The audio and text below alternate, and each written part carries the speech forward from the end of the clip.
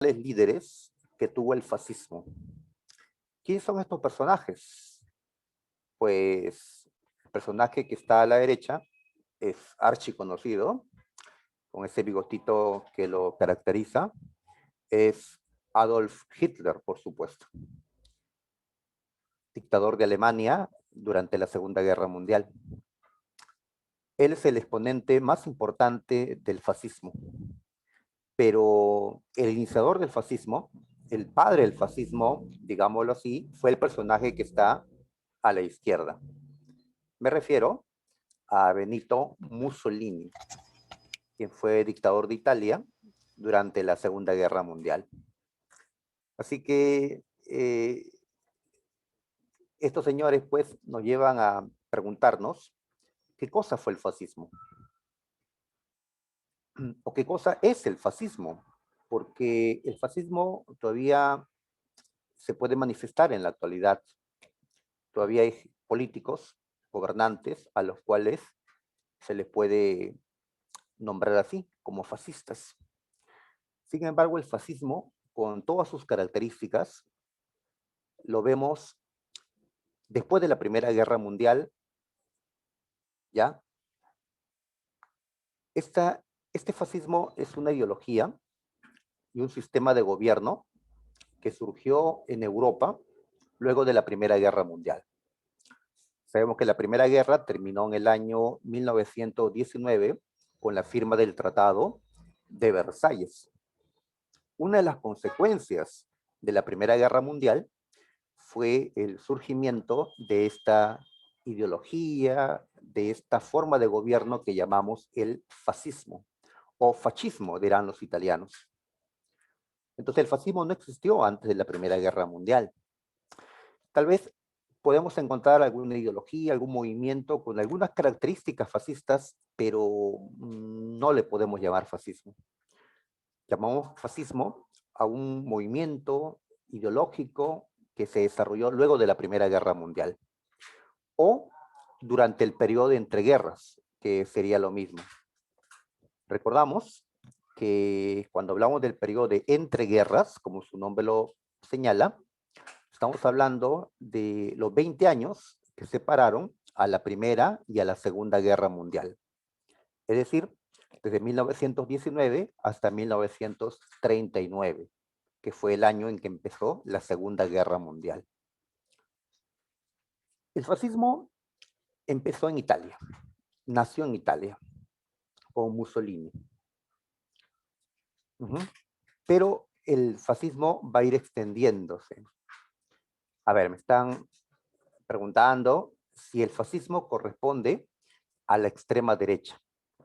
Pues yo considero que sí, ¿ya? Y aquí justamente lo estoy colocando en las características de extrema derecha. Tal vez el motivo de la pregunta que hace su compañero es porque en verdad hay discusión sobre si el fascismo es un movimiento de la derecha o de la izquierda.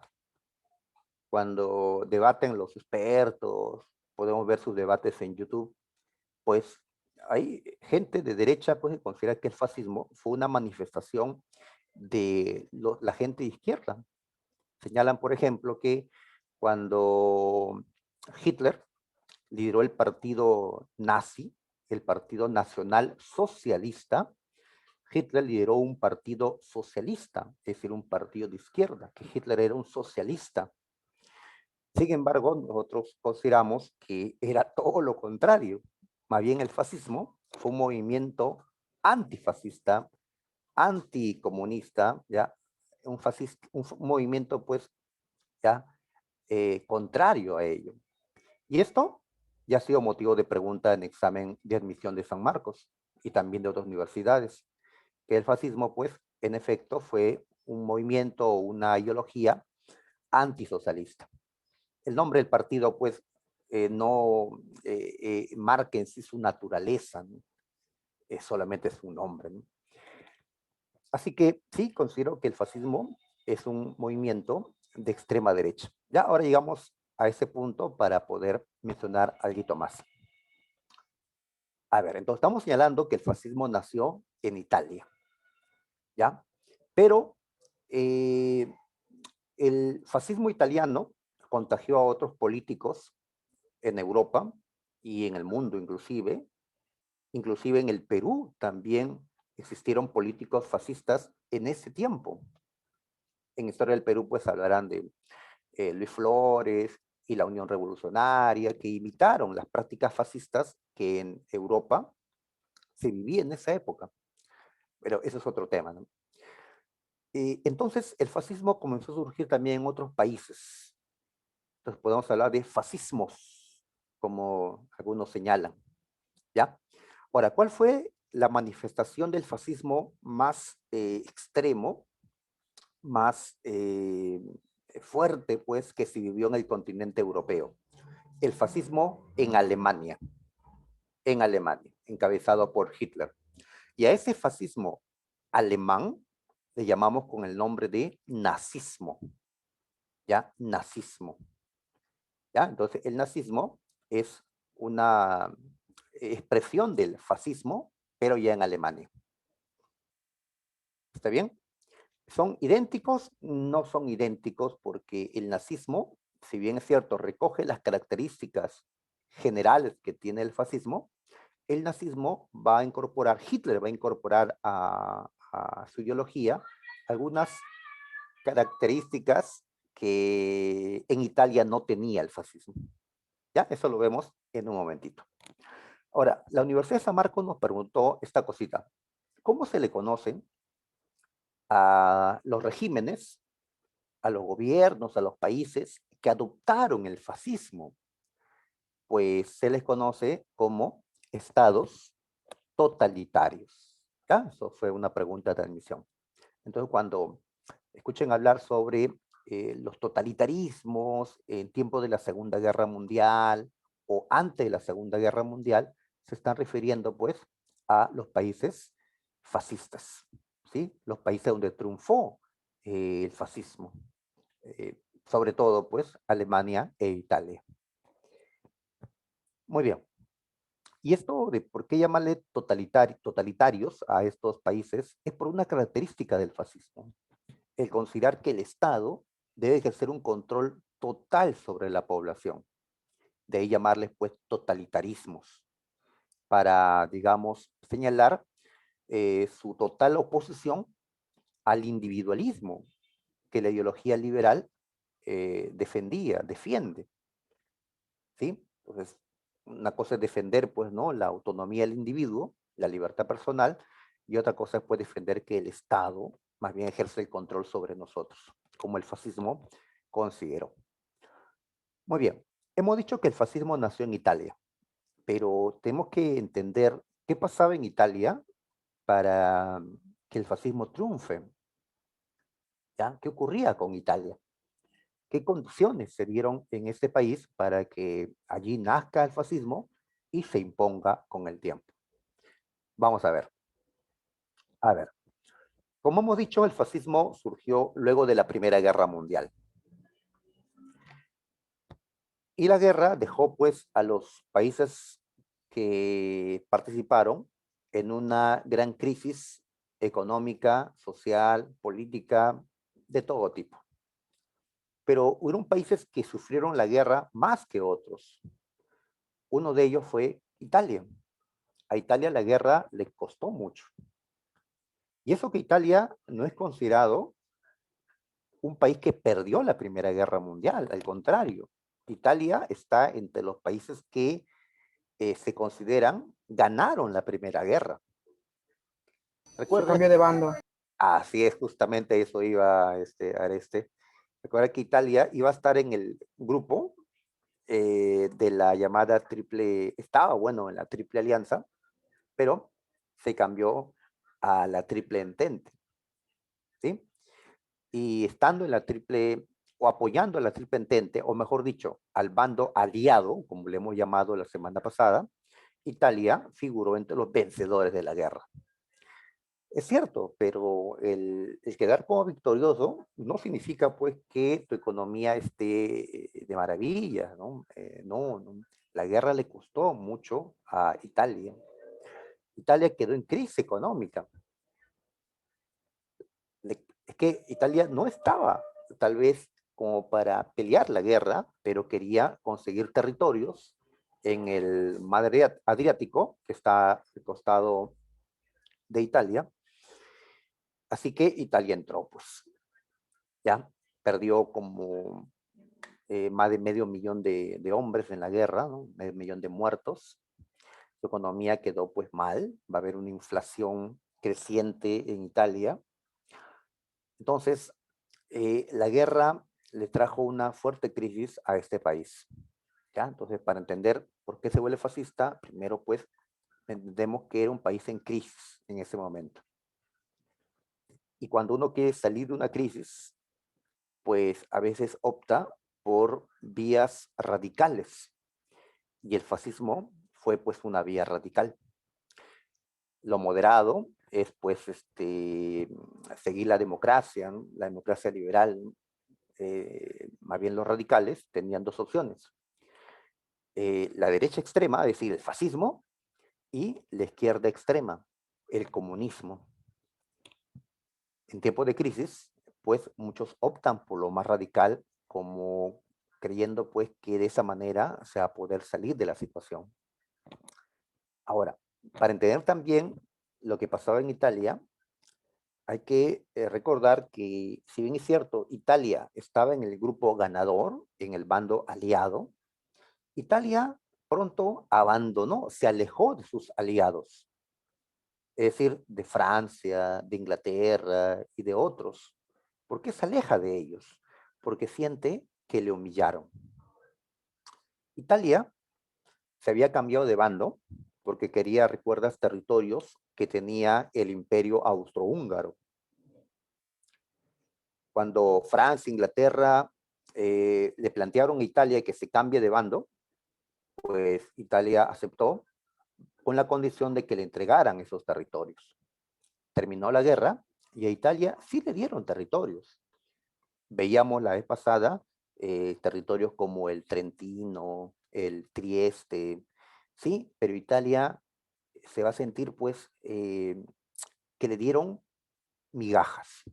Italia quería más, quería territorios que están pues en el mar Adriático, en la costa de los Balcanes, pero no se lo dieron. Se lo dieron más bien a otro país que también había apoyado a Francia, Inglaterra. Se lo dieron a Serbia, Montenegro, o mejor dicho, a un nuevo país que surgió después de la Primera Guerra Mundial, Yugoslavia.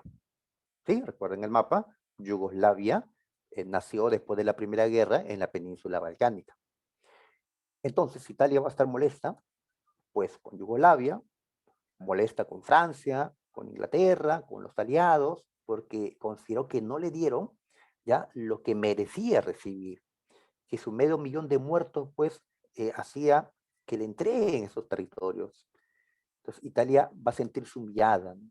De que no la consideraron pues en otros repartos que los aliados, que los demás aliados hicieron, como cuando Francia e Inglaterra se repartieron las colonias que le quitaron a Alemania, allá en el África, o no le dieron parte de los territorios árabes en cercano Oriente que le quitaron al Imperio Turco después de la Primera Guerra Mundial. Entonces Italia se sintió pues ninguneada, ¿no? ¿Ya? Marginada, ¿no? ¿Ya? Entonces esto hizo pues que aparezcan políticos muy nacionalistas que van a señalar pues que Italia fue burlada, ¿ya? Que la nación, ¿no? Fue burlada, ¿no?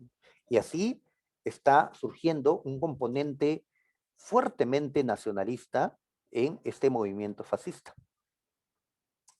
¿Está bien? Entonces Mussolini le dirá, pues, ¿no? A sus seguidores que Italia fue traicionada por los aliados. Bueno, creo que durante la guerra quien traicionó fue Italia, ¿no? A la triple alianza. Pero pues Italia ahora se considera traicionada por los aliados, porque le entregaron territorios en el mar Adriático, pero solo una parte de lo que era su expectativa.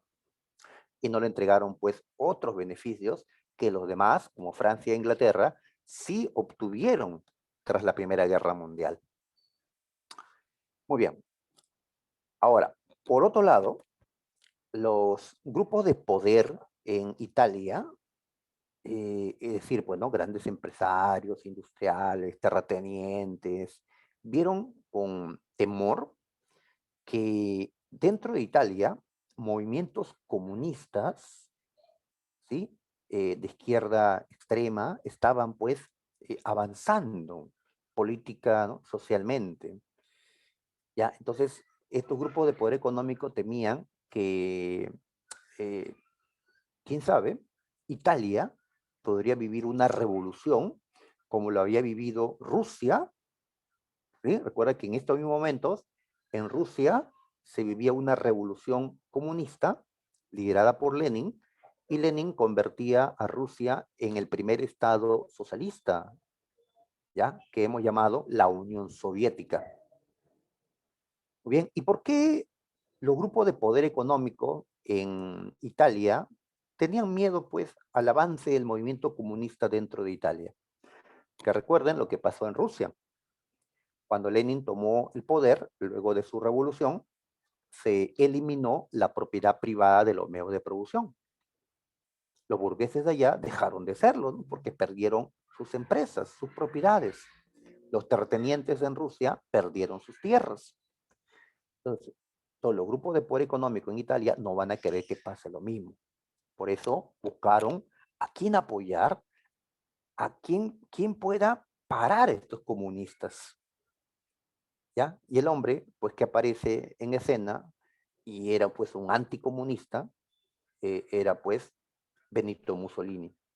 Pensar que Mussolini de joven fue comunista, estuvo en el partido, pero discrepancias, abandonó el partido, pues ahora va a ser un anticomunista, ¿no?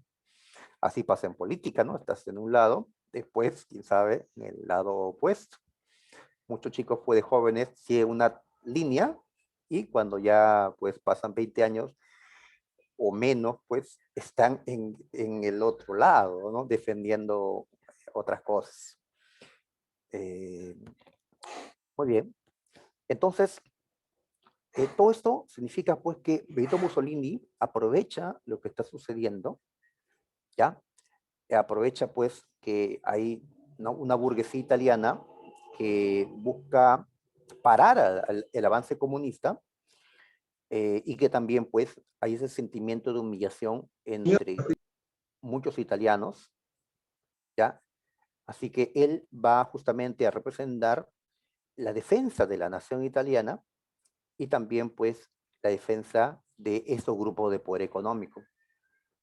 Y justamente como hombres como Mussolini o Hitler van a defender los intereses de estos hombres poderosos de Italia o de Alemania, es que consideramos que el fascismo es un movimiento de extrema derecha, ¿sí? Porque los grupos de izquierda no defienden a estos grupos de poder económico, al contrario, los enfrentan, planteando pues un ataque a la propiedad privada, ¿no? En cambio, el fascismo pues va a defender estos intereses. Bien, entonces tenemos ahí una serie de situaciones, de condiciones que marcan pues que Italia se meta en esta carrera hacia el fascismo. Por otro lado, la otra opción era la democracia, porque Italia era una monarquía constitucional, con una constitución, pues había un régimen democrático, estaba el rey Víctor Manuel III, sus ministros, pero pues en esta situación de crisis vieron a la democracia como un régimen débil y que era necesario pues reemplazarlo por un régimen más fuerte, sea de izquierda, comunista, o de derecha, ¿no? El fascismo, ¿no? Y al final se impuso pues el fascismo.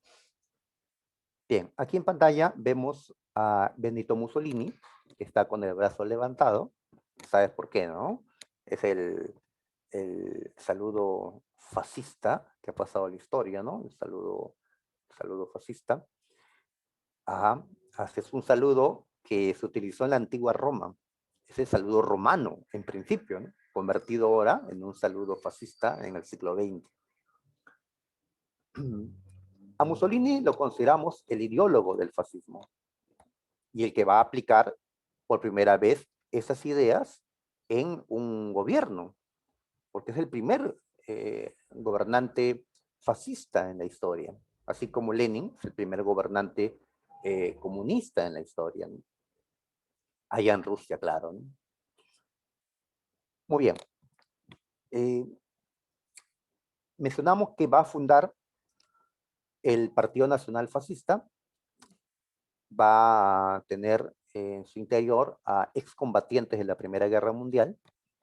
En el año 22, pues Mussolini llega al poder y su llegada al poder se hace a través de un golpe de Estado. A ese golpe se le conoce como la Marcha sobre Roma, ya que Mussolini convocó a sus numerosos seguidores que estaban en toda Italia a que se concentren en la ciudad de Roma, la capital, en el año 1922.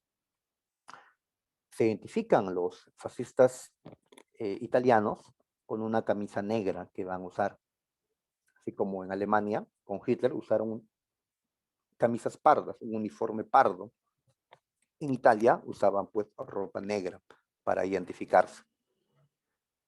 Así que fueron tantos los camisas negras que se concentraban en Roma, ya eran paramilitares, es decir, hombres ya que provenían de la guerra, paramilitares. Ellos presionan al rey Víctor Manuel III. ¿Qué cosa quieren? Pues que el rey nombre a Mussolini primer ministro, es decir, le entregue el gobierno.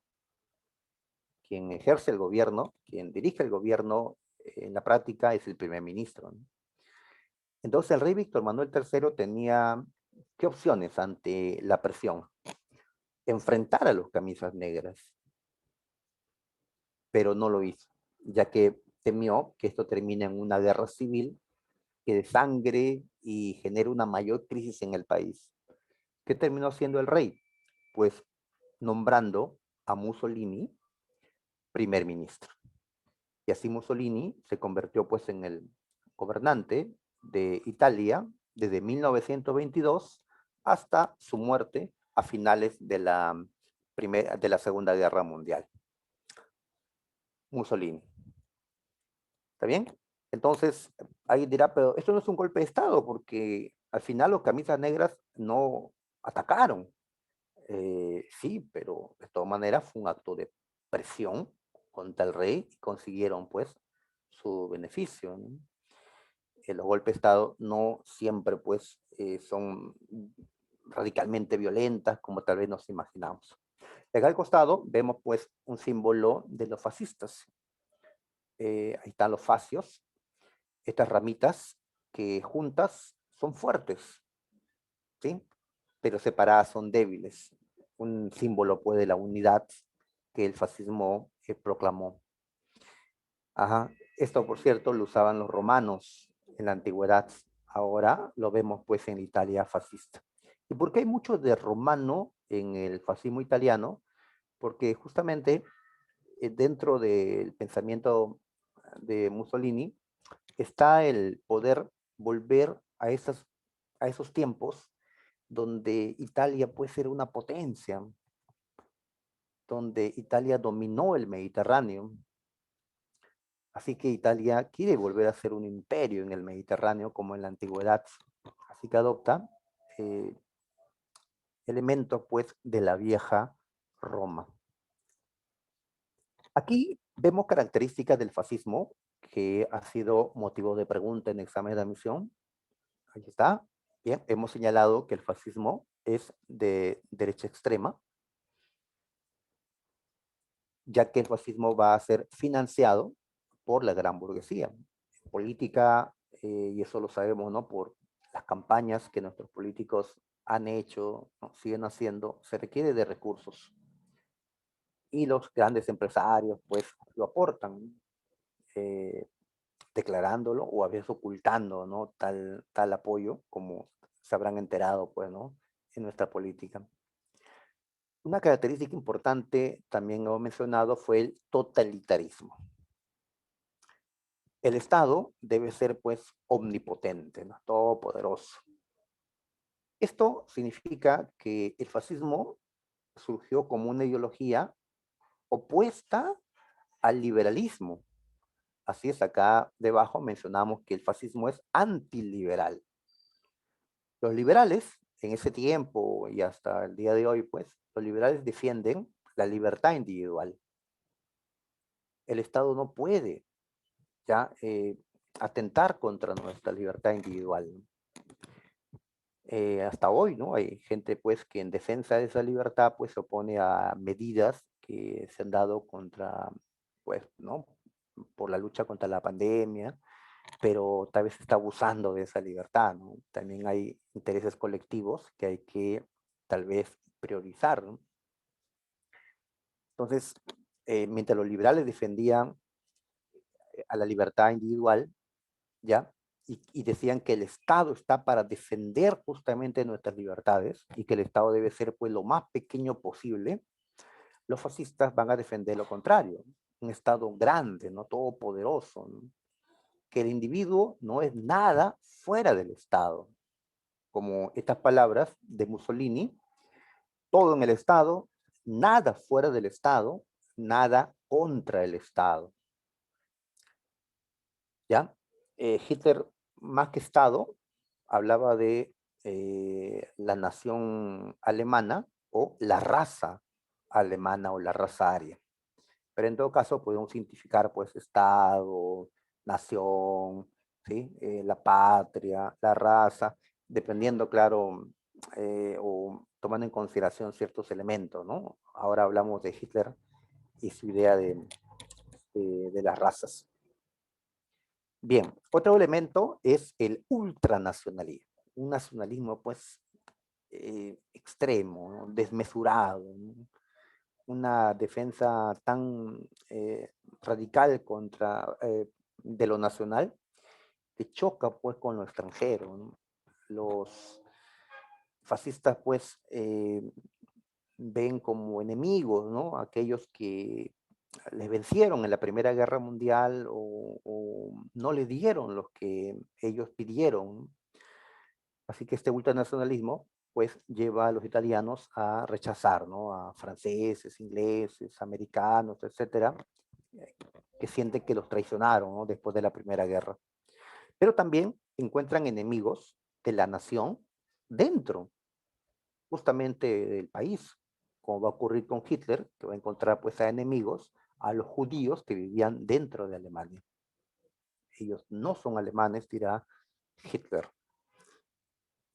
Bien, el fascismo es dictatorial, el fascismo pues rechaza la democracia, las decisiones no lo toma pues la mayoría, como en democracia sostenemos, sino ellos creen en un líder, en un, ¿no? Un jefe, ¿no? Un Führer, como en Alemania dirán, ¿no? Un Duce, como dirán pues en Italia, ¿no?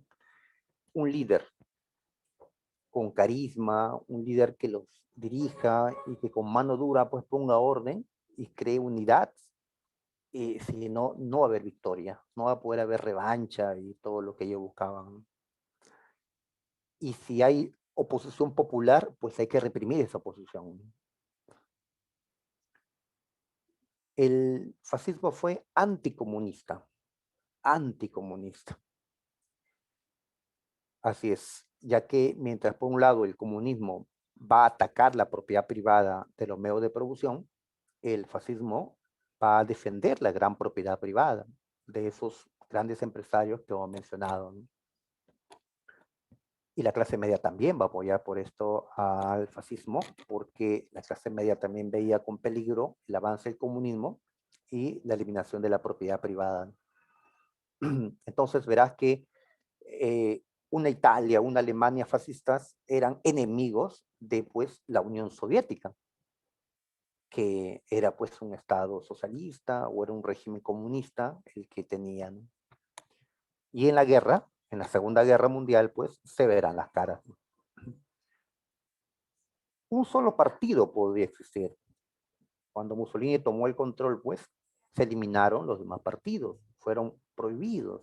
Igual ocurría en Alemania, ¿no? En cambio, en los países democráticos liberales se permite la existencia de varios partidos que compitan por el poder, ¿no?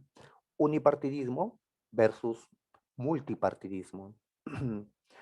Muy bien, y así tenemos una serie de características. Lo que nos han preguntado fundamentalmente es totalitarismo, antiliberalismo y anticomunismo en esta ideología o este movimiento. En sí, no hay un solo concepto pues, para el fascismo. Hay maneras de entender el fascismo, digamos, hay varias formas de entender el fascismo, de ahí su complejidad. Muy bien. Cuando ya Mussolini estaba en el poder, hizo algunas acciones que podemos destacar como eh, ya me pidieron que regrese. Recuerden que estos materiales los subo a internet. Ustedes entran a internet, ¿no? Que le han dado, ponen su DNI, pues pueden descargarse estos materiales. A ver, en Italia había una cuestión pendiente con la Iglesia Católica. La Iglesia Católica seguía exigiéndole al Estado italiano que le devuelva unos territorios que habían sido de la Iglesia Católica hasta 1870. Me refiero a los estados pontificios. Hasta ahora, pues, Italia se negaba a devolver territorios a la Iglesia Católica. Muy bien. Pero cuando Mussolini llegó al poder, va a negociar un arreglo y se van a firmar los tratados de Letrán. ¿Sí? Acá en esta imagen vemos a Mussolini pues, firmando con un representante de la Iglesia Católica un tratado de Letrán. Muy bien, ¿qué se genera con este acuerdo? Que Italia le va a entregar un Estado, va a reconocer un Estado por parte de la Iglesia Católica, el Estado del Vaticano. El Vaticano, como sabemos, es un diminuto Estado que se encuentra dentro de Italia, ¿ya? Pero no está bajo la soberanía de Italia, sino de la Iglesia Católica, del Papa, ¿no? Muy bien, entonces de esa manera la Iglesia Católica recuperó o volvió a tener un Estado propio. Y esto hasta el día de hoy. ¿Ya? Entonces ya no tendrá los estados pontificios, pero ahora tiene el Vaticano. Bien, entonces esto fue la solución de la llamada cuestión romano, que fue el pleito entre justamente la Iglesia Católica y el Estado italiano. Me preguntan si actualmente algún país es fascista. Así, oficialmente, con las características que hemos señalado, no. Ya, no. Porque los países, pues, dicen ser, ¿no? Democracias o sean repúblicas o monarquías constitucionales, pero, pues, pueden comportarse en la práctica como fueron, pues, los regímenes fascistas. Entonces, oficialmente no hay un país fascista actualmente. No.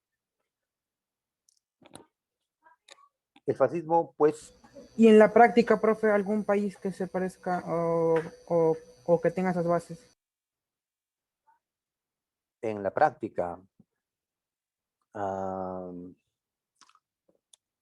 pues, yo no creo que un país sea fascista en la práctica, sino que pueda llegar a tener un gobierno o alguna medida o un actuar en cierto momento de ese tipo, ¿no? Pero es difícil, pues, dar un ejemplo, ¿no? Porque hay momentos en que la represión puede llegar a tal punto que uno dice, ah, pues en este momento se ha observado, ¿no? Característica del fascismo, pero eh, no se puede, ¿no? Sino más. En el Perú, por ejemplo, es difícil decir que algún presidente que hemos tenido se ha comportado o ha sido fascista, ¿no? A lo mucho, pues, dictador, ¿no? Pero el fascismo va más allá, ¿no? Reúne más elementos que no lo vemos, pues, en nuestro tiempo. El fascismo se cayó pues en la Segunda Guerra Mundial, cuando estos países, Italia, Alemania, perdieron la Segunda Guerra, ¿no? Entonces, a lo mucho en la actualidad pues hablamos de dictaduras, sean de izquierda o de derecha, pero fascismo, y sobre todo en el siglo XXI, es difícil.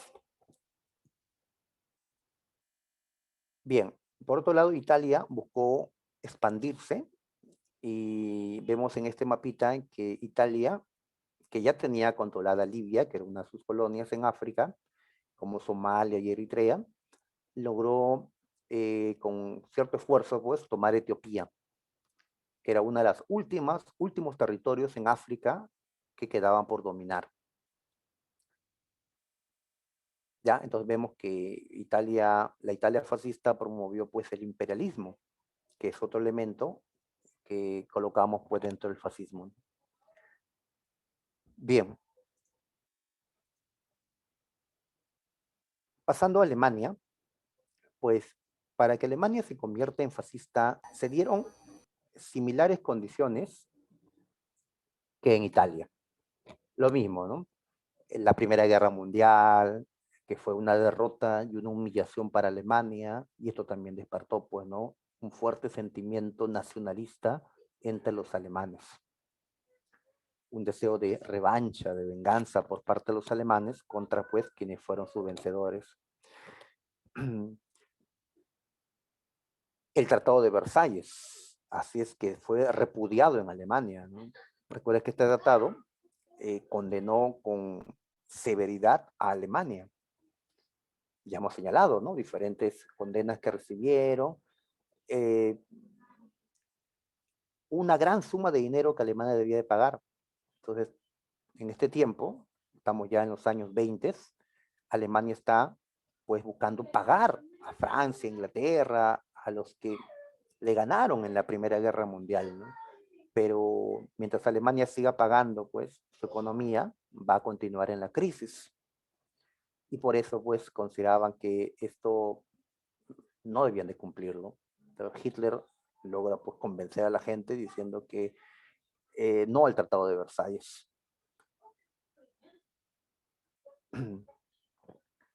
Bien. Ahora, la crisis de Alemania es peor que la de Italia, ¿no?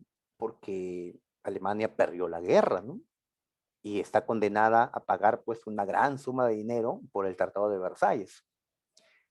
Pero también se agudiza la crisis en los años de la Gran Depresión, es decir, los años 30. Ahora llegamos a ese punto.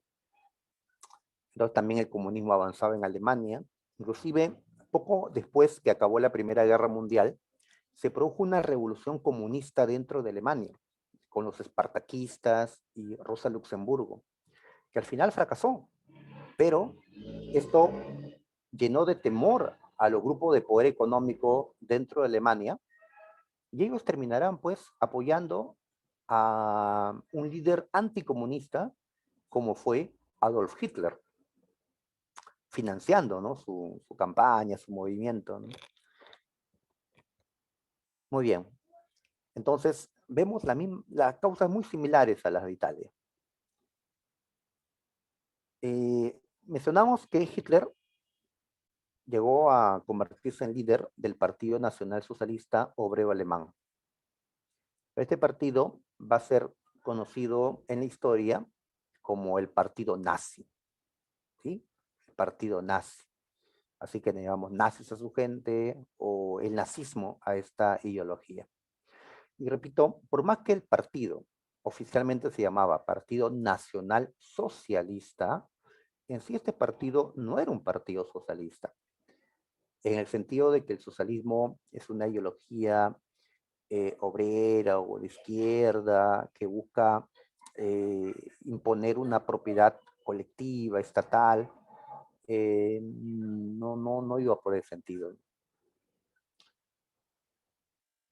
Bien, en ese tiempo, 21, 22, pues Hitler, que tenía grandes discursos, argumentos, pues nacionalistas, argumentos revanchistas, antijudíos, logró pues generar apoyo, mucho apoyo, pero ese apoyo no fue suficiente cuando Hitler intentó dar el golpe de Estado. En efecto, en el año 23, Hitler dio un golpe de Estado, bueno, un intento de golpe, mejor dicho, el llamado Putsch de Múnich.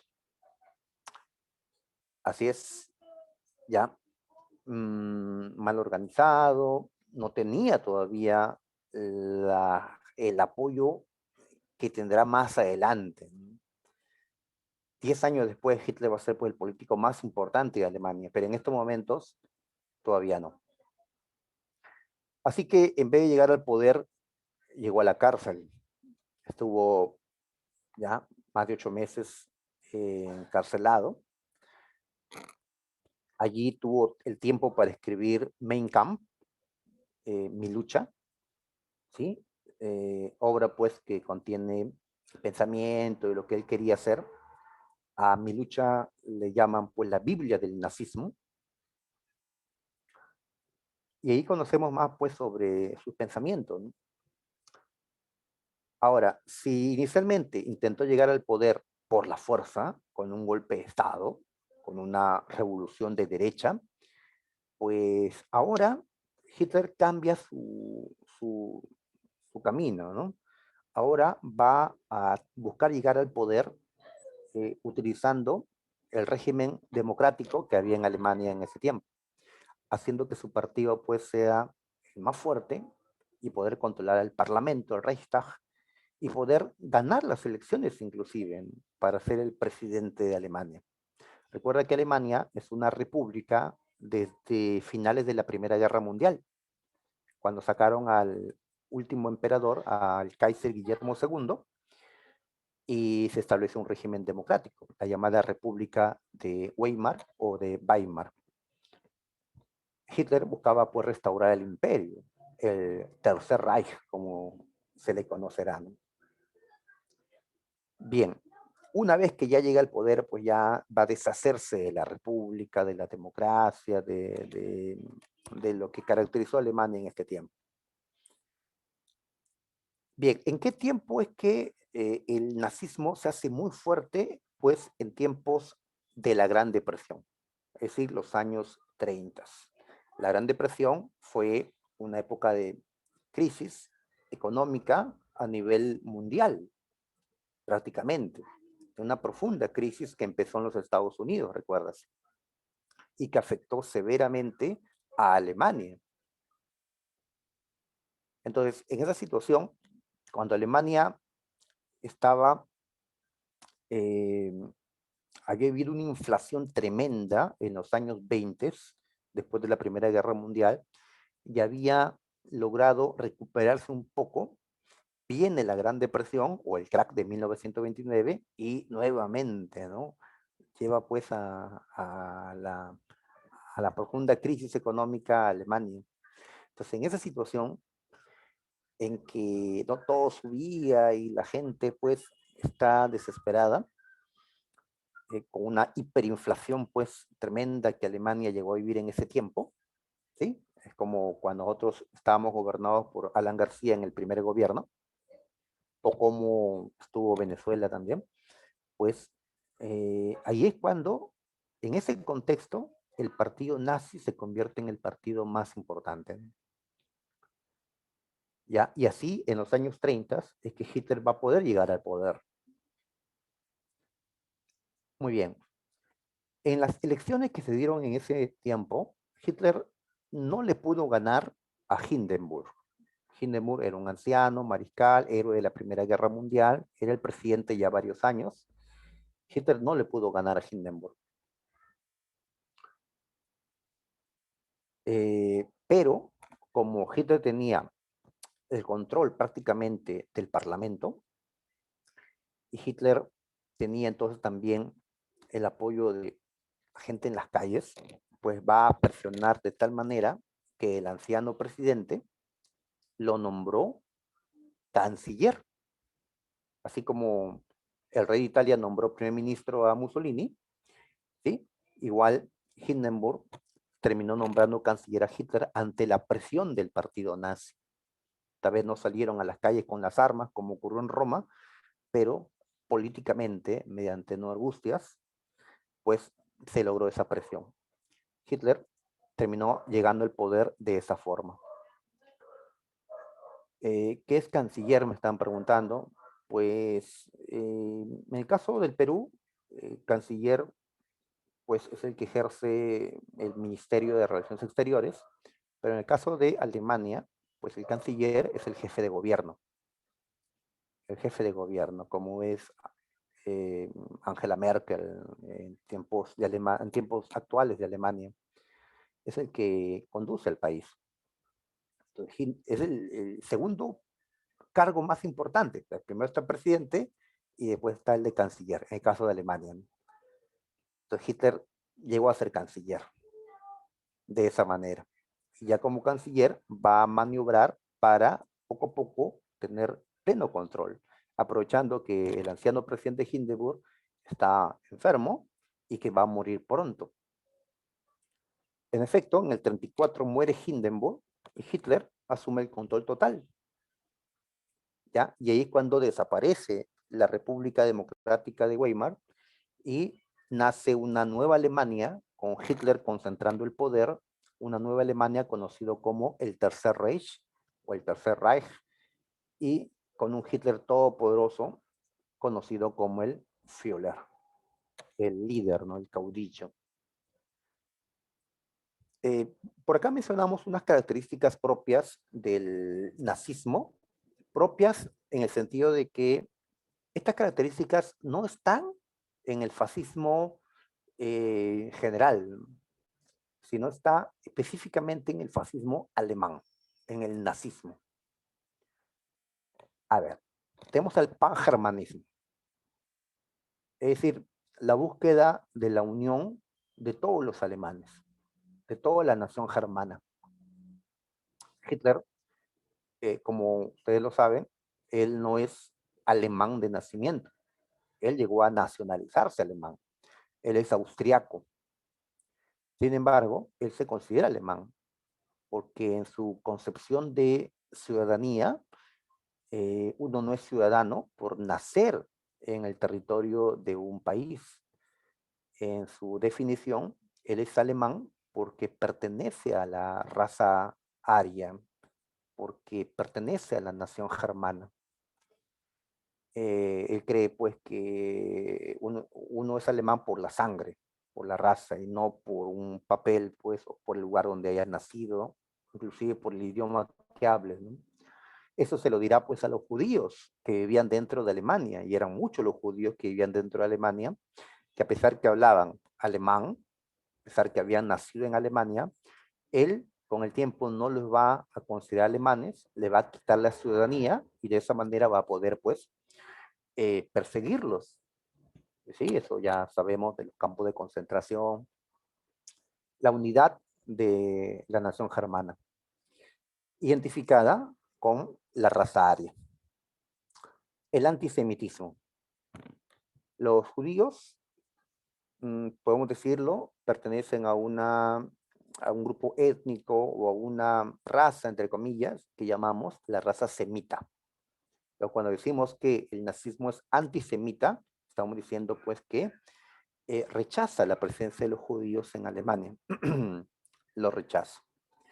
Hitler culpó a los judíos de casi todo, ¿no? De la derrota en la Primera Guerra Mundial, de la crisis, y puede que en parte tenga razón, ¿no? Judíos eh, contribuyen a la situación, pero tampoco son culpables pues, de todo esto, ¿no? Que los judíos están detrás del comunismo, que separa a los alemanes, que judíos se rindieron pues en la Primera Guerra Mundial cuando los alemanes estaban por ganarlo, según Hitler. Bien, Hitler quiere mantener separados a los judíos de los alemanes verdaderos, entre comillas, de los arios, porque él cree que si una raza inferior, como la judía, se unía a una raza superior, como la de los arios, entonces la raza aria se va a degenerar y Alemania ya no iba a seguir siendo próspera. En sus ideas racistas, pues Hitler consideraba, ¿no?, que había razas superiores y razas inferiores.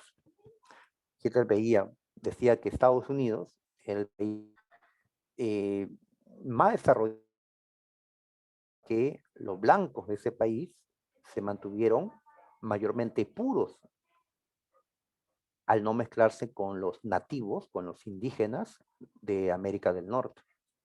En cambio, los países de América del Sur, pues países menos desarrollados, porque sus blancos se mezclaron con los indígenas y esa mezcla racial, pues terminó degenerándolos. Entonces, Hitler cree, pues, que los judíos quieren mezclarse o eliminar la raza aria, o al menos eso dicen los detractores de Hitler, ¿no? Bien, y claro, el nazismo también busca la revancha contra los aliados. Así que una nueva guerra contra aquellos que derrotaron a Alemania en la Primera Guerra Mundial, una lucha contra los judíos, una lucha contra los comunistas de la Unión Soviética, pues hay diferentes luchas que Hitler va a emprender, ¿no? En lo interno y lo externo, ¿no? La guerra todavía es en el 39. En estos años en que Hitler está gobernando, 34, 35, pues se dieron varias medidas para que Hitler concentre el poder. Porque el Partido Comunista era un partido fuerte dentro de Alemania en esos años. Eran pues, ¿no?, los rivales, ¿no?, directos de los fascistas. Cierto día el Parlamento alemán se incendió y se detuvo a un supuesto autor que era un comunista, así que se culpó a los comunistas y este partido quedó fuera de la ley. Hoy sabemos que que el Parlamento alemán lo quemaron los propios nazis para culpar a los comunistas y así eliminarlos políticamente. La guerra sucia que en la política se ve, ¿no? Ahora, habían elementos dentro del partido nazi que no eran del agrado de Hitler, como Ernst Röhm, líder de la SA, la sección de asalto, que fue asesinado por órdenes de Hitler, por su propia gente, en la llamada Noche de los Cuchillos Largos. También hay otra Noche de los Cristales Rotos, pero fue pues un movimiento de ataque contra los judíos, destruyendo pues sus templos, las sinagogas, sus comercios, sus casas. Pues era pues el inicio de la persecución contra los judíos, que pues se va a agudizar cada vez más, sobre todo pues a finales de la Segunda Guerra Mundial. También destacamos la ley de Nuremberg, leyes contra los judíos, estableciendo la segregación contra ellos. Segregar es buscar separar a la población según su raza, ¿no? Y así Hitler, ¿no?, consiguió mantener separados a los judíos de los arios, ya que él teme la mezcla racial. Por otro lado, Hitler está incumpliendo el Tratado de Versalles, ya que está rearmando en secreto a Alemania. Y con todo lo que le quitó a los judíos o maniobras económicas que hizo para generar capitales, pues está impulsando una industria militar, está dando trabajo a la población y se está preparando pues para la guerra, ¿no? Bien, por otro lado, si nos vamos a los Estados Unidos, en 1929 este país pues entró en crisis. Una crisis que se extendió una década en los Estados Unidos, pero fue una crisis que arrastró al mundo. Le podemos llamar el crack del 29 o la Gran Depresión a esto que sucedió. Yo prefiero hablar de crack del 29 para referirme al inicio de la crisis en Estados Unidos en 1929 y llamar Gran Depresión a la crisis en general, a la crisis mundial, ¿sí?, que se desarrolló del 29 y todos los años 30. ¿Ya? Entonces, crack 29, prefiero, ¿no?, mencionarlo cuando quiero especificar la crisis en Estados Unidos, cómo empezó. Muy bien. Crisis han existido pues siempre, ¿no? El capitalismo ha manifestado crisis en varios momentos. En el siglo XIX se dieron pues varias crisis. En el siglo XX, esta fue la primera gran crisis del sistema, tal vez recordada como la peor, porque no supieron enfrentarlo pues inicialmente. ¿Cuáles son las causas de la crisis? A ver, destacamos dos causas: la sobreproducción y la especulación bursátil. A ver, desde la Primera Guerra Mundial, la industria norteamericana producía cada vez más. Recuerden que Estados Unidos se convirtió pues en la economía número 1 del mundo durante la Primera Guerra Mundial y sigue siéndolo en este tiempo del periodo de entreguerras. No era el país mejor armado, pero sí el que tenía la economía más próspera en este tiempo. Europa había decaído pues por la Primera Guerra, ¿no? Que se peleó en su territorio, ¿no? En el continente europeo principalmente. Pero llegó un momento pues en que la cantidad ofertada, ¿sí?, en Estados Unidos es muy superior a la cantidad demandada, ¿no? Este desequilibrio entre oferta y demanda pues va a llevarlos a la crisis.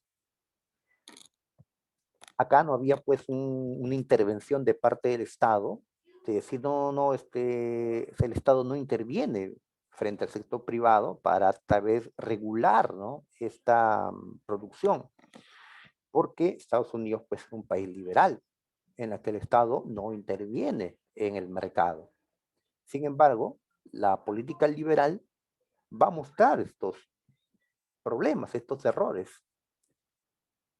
Así es, por eso durante la crisis se va a cambiar el modelo, del modelo liberal al modelo keynesiano, donde el Estado sí va a intervenir. Bien, también hay que ver pues que los obreros no tuvieron los beneficios que los empresarios sí tuvieron en la época de bonanza. Los obreros pues tuvieron un incremento salarial, digamos, muy poco, ¿no? De tal manera que los obreros no tenían los ingresos para consumir todo lo que estaba produciendo la industria norteamericana. De allí pues que la demanda no crezca, ¿no? También Europa vivía su crisis, ¿no? Y el mundo, ¿no?, el Perú incluido, de tal manera que tampoco el consumo externo pues era importante como esperaban pues los empresarios de Estados Unidos. Así que esta sobreproducción va a llevarlos a la crisis. Es la causa principal, se considera.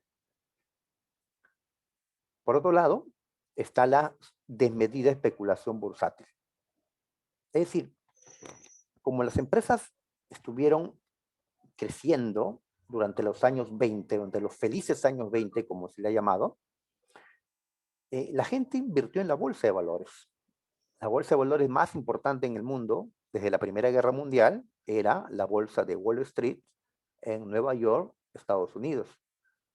Allí se compraba o vendían acciones de pues, las empresas más importantes del mundo, ¿no? En este caso, de Estados Unidos. Entonces, ¿qué hacía la gente? Pues en vez de abrir una cuenta de ahorros en un banco, invertía y compraba acciones. Y las acciones iban aumentando su valor. Era mejor pues que cobrar interés en un banco, muy poco los intereses. En cambio, tus ganancias en acciones era mayor. Comprabas ahora acciones y a cada un tiempo, cuando subían las acciones, los vendías. Pero ¿qué ocurre? Que esto era una burbuja que iba a explotar porque las acciones aumentaban su valor porque más gente quería comprar acciones. Entonces, ante el aumento de la demanda de acciones, aumentaba el precio. Pero, pues, realmente ese aumento del valor de las acciones no era real si lo comparamos a la situación, pues, de las empresas en los Estados Unidos. hasta que un día pues reventó todo, ¿no? Bien, bien. Ahora, ¿y por qué la crisis termina siendo mundial? Porque desde la Primera Guerra Mundial, los distintos países, inclusive los europeos, dependieron de los capitales norteamericanos, se prestaron de ellos para recuperarse de lo que había sido pues la guerra, ¿no? Muy bien, la bolsa de valores cayó varios días, ¿ya? Varios días, pero hay un día que se recuerda más, donde hubo una caída pues estrepitosa, fue un día jueves 24 de octubre de 1929. Se recuerda como el jueves negro. El jueves negro. Como se muestra en este periódico, ¿qué pasó ese día? Pues ya, como señala el título del periódico, pues cayó la bolsa de Wall Street. ¿Qué sucedió? Recuerden que las empresas no estaban bien en este momento. No lograban vender todo lo que habían producido. Tenían en stock sus productos.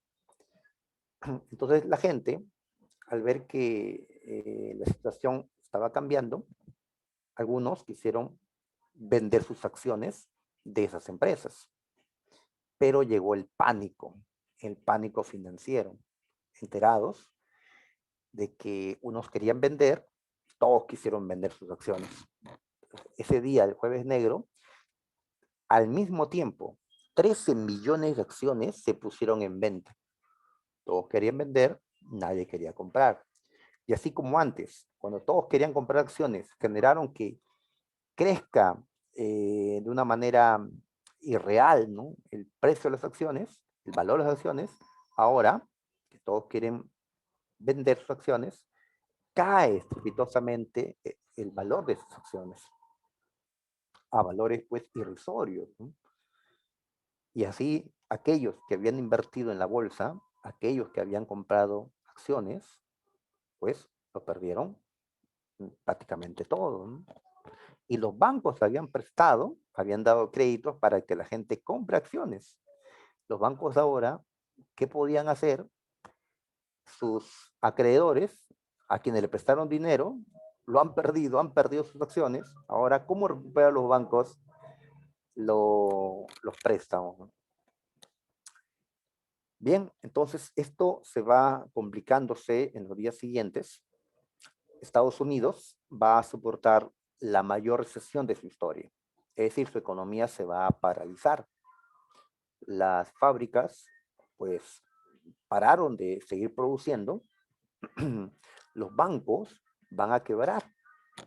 La gente fue a recoger su dinero de los bancos y los bancos pagaron hasta, pues, ya no poder hacerlo, ¿no? Porque tenían créditos que no podían cobrar, ¿no? Los bancos. Los bancos se declararon en quiebra. Y ahora pues ya no hay financiamiento por parte de los bancos, ya no hay préstamos a países como Alemania que lo demandaban, pues esto arrastra, ¿no?, una crisis financiera mundial, ¿no? La gente fue despedida de las fábricas, pues Estados Unidos cayó en un desempleo tremendo, tal vez unos 15 millones de desempleados, pues, cosa nunca antes vista en Estados Unidos. Bien, y así la crisis se propaga por el mundo, ya que los capitales que se habían invertido en otros países regresan a Estados Unidos ya no compra materias primas a los latinoamericanos, por ejemplo, lo cual nos arrastra a nosotros. Estados Unidos ya no puede prestarle a Alemania para que pague su deuda de la Primera Guerra Mundial. Alemania, pues, agudiza su crisis económica. Muy bien. Ahora, pero la crisis no afectó a todos, porque esta es una crisis del capitalismo. Y hay un país, uno solo, que no era capitalista, era socialista, ¿sí? Donde el Estado era el dueño y el que regulaba pues la producción. Me refiero a la Unión Soviética. La Unión Soviética. Más bien la Unión Soviética estaba creciendo en esos años, con los planes quinquenales de Stalin. Claro que Stalin había establecido un régimen dictatorial, ya, pero en aspecto económico, pues estaba desarrollando una gran industria la Unión Soviética. Bien. ¿Quién fue el salvador de la economía de Estados Unidos, digámoslo así, entre comillas? Fue Franklin Roosevelt, el señor que ven allí, el presidente con más años en el poder en los Estados Unidos, porque él fue elegido, reelegido, reelegido, creo que falta una re más, elegido, no como Donald Trump, pues que no pudo reelegirse. Roosevelt ganó las elecciones en 1932 y va a impulsar el llamado New Deal. New Deal. Así se le conoce al programa que impulsó Roosevelt, basado en el keynesianismo, es decir, en una mayor intervención del Estado en la economía. A diferencia, pues, de la política liberal practicada por Herbert Hoover, que fue el presidente cuando se dio la crisis, o la política liberal no anterior, pues a partir de ahora vemos una política keynesiana, conocido también, pues, ¿no?, como el estado del bienestar. Así el Estado va a apoyar al sector privado y va a buscar también reactivar la demanda, aumentando el gasto público, con una mayor inversión por parte del Estado en infraestructuras. ¿Sí? Se hicieron grandes obras, se dio trabajo. Bien. Entonces, poco a poco, Estados Unidos fue recuperándose. Muy bien. Cuando estalló la Segunda Guerra Mundial, y otra vez el mundo va a demandar una serie de cosas por la guerra, es cuando ya la economía norteamericana se recupera totalmente. Totalmente. Y Roosevelt va a estar también en la Segunda Guerra Mundial, hasta el 1945, cuando recién fallece, ya anciano, enfermo Roosevelt. Muy bien. Entonces, todo esto fue antes de la Segunda Guerra, en el periodo entre guerras. Ahora sí estamos en la Segunda Guerra Mundial. En pantalla vemos a Hitler de espalda, observando pues con sus camisas pardas, ahí lo vemos, con el color pardo que identificó a estos hombres, los nazis, viendo pues su poder militar, sus hombres, preparándose pues para la mayor guerra de la historia, la Segunda Guerra. Sabemos que esta se peleó entre 1939 y 1945, 6 años. Fue la mayor guerra imperialista, la mayor guerra pues por el control de las colonias, por el control del mundo, la mayor guerra por la hegemonía. Y aquí puse un mapa del mundo para ver qué países estuvieron en la Segunda Guerra Mundial. Si comparamos con la Primera Guerra, más países se vieron involucrados en la Segunda Guerra Mundial, incluido el Perú. El Perú también estuvo en la Segunda Guerra Mundial, casi al final, pero Perú entró oficialmente a la guerra. Entonces, si vemos, pues toda América, ¿sí?, casi toda África, toda Oceanía, casi toda Europa y Asia estuvieron involucrados en la Segunda Guerra Mundial. Esta es una guerra realmente mundial. Muchos critican la Primera Guerra Mundial porque dicen, no fue mundial, fue una guerra europea, pero la Segunda Guerra Mundial es indiscutiblemente pues de alcance mundial. Y el mapa también nos permite ver que hay dos grupos de países. Se van a enfrentar los que están de color celeste, azul, con los que están de color verde, sea verde clarito o verde oscuro. ¿Ya? Así que verdes contra azules se enfrentaron en la Segunda Guerra Mundial. ¿Ya? Verás que los verdes, llamados los aliados, eran muchísimos más. Ya saben quiénes ganaron la Segunda Guerra, ¿no? Ajá. Muy bien. Perú era verdecito también, ¿sí? Del bando aliado también. Ok. Bien. Causas. ¿Por qué la guerra? A ver. Cuando terminó la Primera Guerra Mundial, los que perdieron tuvieron que entregar sus colonias, es decir, sus territorios en África, Asia, Oceanía, a los que ganaron. La Primera Guerra Mundial fue una guerra por colonias y mercados, habíamos dicho. Entonces ahora los perdedores van a buscar pues recuperar sus colonias, como Alemania, que no tenía ninguna colonia en este tiempo. Y así controlar pues el resto del mundo, ¿no? Así que las potencias van a luchar por la hegemonía mundial. Inglaterra y Francia, que eran los países con más colonias en el mundo, pues van a defender sus grandes imperios coloniales frente a la ambición de sus enemigos, que van a ser tres: va a ser Italia, Japón y por supuesto Alemania. Aquí en una caricatura vemos a Hitler que está cortando este melón, al parecer, una sandía, no sé, ¿ya? Y esta parte, en esta tajada, yo veo a Asia, al Pacífico. Así que esta tajada, al parecer, se lo va a dar a Japón, que está representado aquí por este pequeño, que al parecer es el emperador Hirohito de Japón en ese tiempo. Y a Mussolini, que está acá al costado, le ha entregado a una tajada donde yo llego a ver una parte de África o el mar Mediterráneo.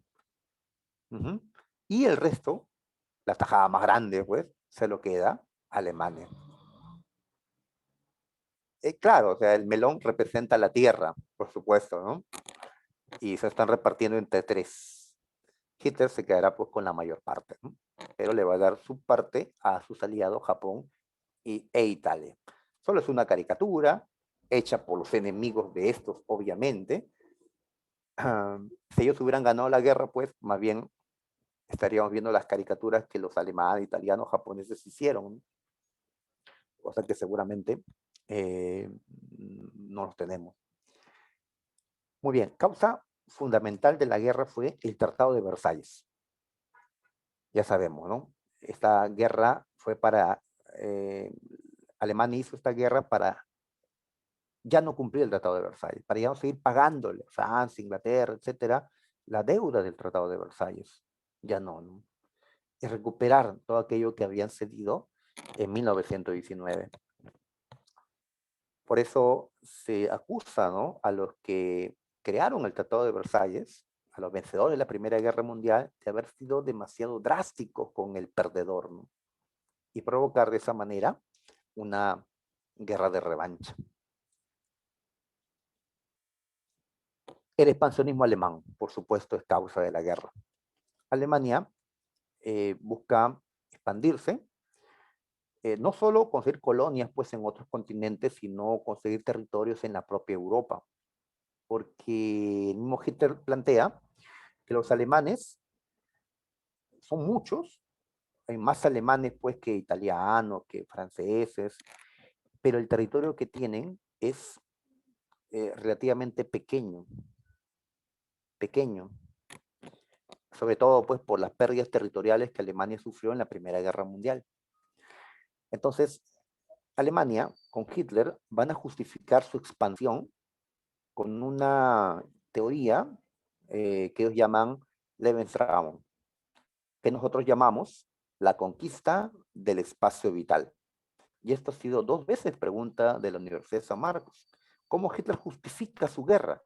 Con el espacio vital. Y al mismo Hitler lo dice en la obra Mein Kampf, Mi lucha, dice esto: los alemanes tienen el derecho moral, o sea, creen que es justo adquirir territorios ajenos gracias a los cuales se pueda atender al crecimiento de la población. Alemania tenía como 70 millones de habitantes en ese momento. El territorio que tenían no era suficiente para esa población. En esa misma época, Perú tenía como 7 millones de habitantes, pero el Perú tiene un territorio como el doble de Alemania. Así que Hitler argumenta de esa manera necesidad de espacio vital para, ¿no? El pueblo alemán que sigue creciendo, ¿no? Problema, pues, ¿y a quién quitarle territorio para que Alemania, ¿no?, crezca, ¿no? ¿A quién? Pues, por un lado está Francia, al otro lado está Polonia. Pues Hitler va a mirar primero, expandirse hacia el lado oriental. Italia también quiere expandirse sobre los Balcanes, ¿sí? Conseguir los territorios que no consiguió en la Primera Guerra Mundial. Para eso va a pelear contra Yugoslavia, Grecia, enemigos en los Balcanes, y dominar el Mediterráneo, como fue en la antigüedad, cuando los antepasados de los italianos, los romanos, dominaron el Mediterráneo. Japón va a querer dominar en el Océano Pacífico. Japón, sabemos, es un país muy desarrollado, una potencia en la época, pero a Japón le faltaban recursos naturales. Buscaba conseguirlos, pues, tomando otras islas, otros territorios en el Pacífico, pero en ese mismo lugar Estados Unidos también se expandía. Así que chocan los intereses de Estados Unidos y Japón en el Pacífico. Y ya hemos señalado, pues, que hay ideologías opuestas en ese tiempo. Están los liberales, ¿sí?, o los demócratas liberales, están los comunistas y están también los fascistas, que chocan en esta guerra. Ahora, ¿qué institución debió evitar la Segunda Guerra Mundial? Esa era su finalidad, pues la Sociedad de Naciones, el antecedente de la ONU que actualmente existe. Pero esta Sociedad de Naciones no tuvo la fuerza, no tuvo, ¿no?, la capacidad para evitar la guerra. Por eso que va a desaparecer. Después de la Segunda Guerra Mundial se va a crear las Naciones Unidas, que existe hasta el día de hoy. Bien, y la Gran Depresión Económica, que comentamos hace un momento, también es causa de la Segunda Guerra, ¿no? Muy bien, antes que empiece la guerra, un año antes, Alemania comenzó a crecer territorialmente, comenzó a anexarse territorios en Europa. En el 38, Alemania ocupó Austria. O sea, Austria fue anexada a Alemania. ¿Ya? Curioso que un austriaco de nacimiento como Hitler, pues, haya sido el que una Austria al imperio alemán. Sí, Zabaleta, sí, así es. Hitler no acepta los mestizos, que son la mezcla, pues, étnica. ¿Sí? Me estaban preguntando, ¿no?, por la unión, pues, de un ario y un judío en Alemania, ¿no? No, Hitler cree en la pureza de la sangre, en la pureza de la raza, ideas, pues, ultra racistas. Bien, entonces decíamos que Austria fue anexada a Alemania, ¿ya? Siguiendo esta política pangermanista, ya que los austriacos son también germanos en su origen, y Hitler así lo considera, ¿no? Él es un austriaco de nacimiento, nacionalizado alemán. A esta anexión se le conoce como el Anschluss. Muy bien, Inglaterra y Francia, que eran los rivales, no hicieron nada para evitar la anexión de Austria por Alemania. ¿Qué política están impulsando ellos? Una política de apaciguamiento, así le llaman. Es decir, permitirle a Hitler, a Alemania, que haga algunas cosas con tal de evitar la Segunda Guerra Mundial, que sería, pues, terrible para la situación económica que se estaba viviendo en esos años, ¿no? Imagínate, en ese tiempo de pandemia, pues, una gran guerra, ¿no?, mundial, ¿no? Complicaría todo, ¿no? Pero Hitler quiere más. Ya Alemania tomó Austria. Ahora quiere los Sudetes. ¿Qué es esto? Mira, acá hay un país, a ver, ya, pueden ver en el mapa que hay un país que se llama Checoslovaquia, que existió después de la Primera Guerra Mundial. Checoslovaquia, en su zona oeste, tiene una región conocida como Sudetes.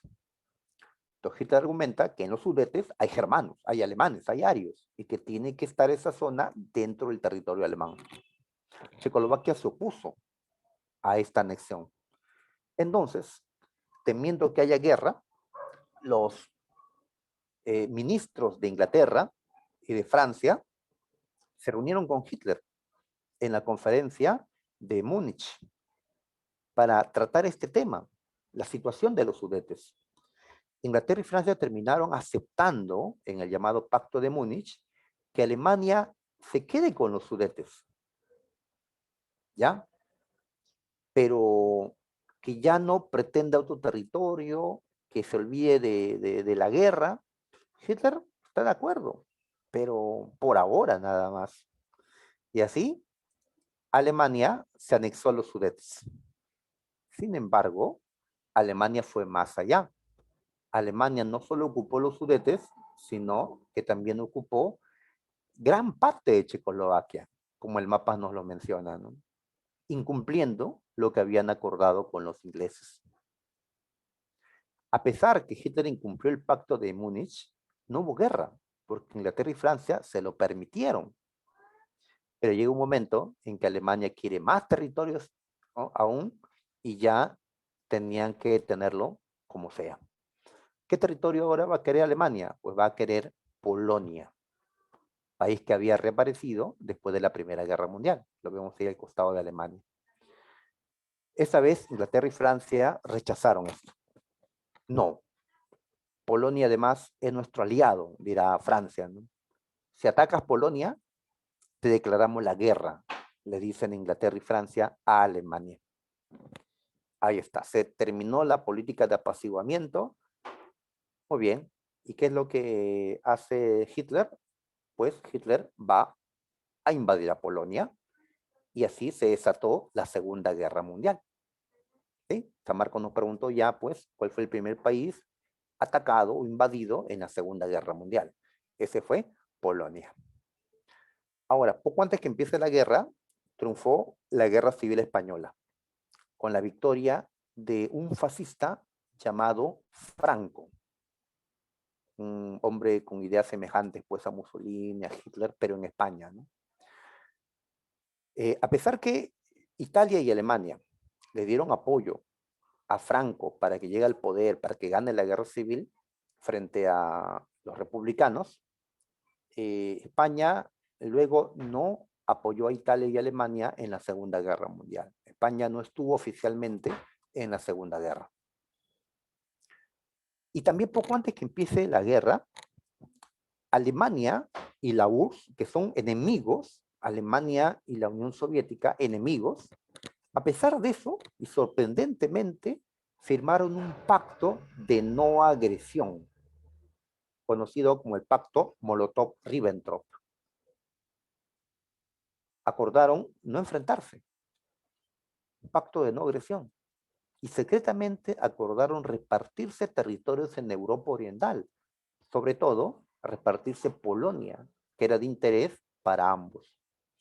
Cuando se enteraron los ingleses, los franceses, de este pacto, ya que parece imposible, pues hicieron burla a esto como la caricatura que vemos acá, donde aparece Hitler y Stalin, el gobernante de la Unión Soviética, casándose, la Alemania nazi y la Rusia comunista, ¿no?